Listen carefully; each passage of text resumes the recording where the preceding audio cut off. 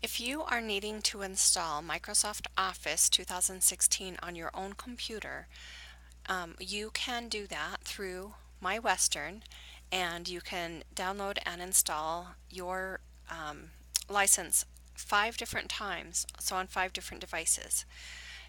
So you can see here that I'm logged into MyWestern, and the Office 360 tab is the way we need to go.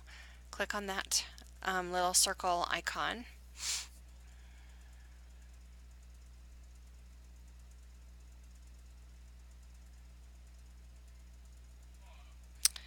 All right, now that you are in this screen,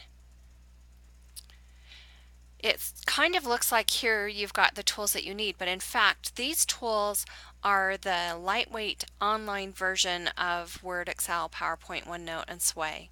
So what you want to do is click on the Install Office button, and you want to choose the other install options rather than the top one. It doesn't make a huge difference, but you will get more features with the bottom one. All right, so now I'm in the installing 365 Pro Plus.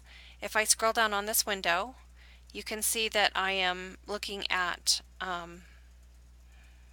the languages to pick. Of course, you would pick English.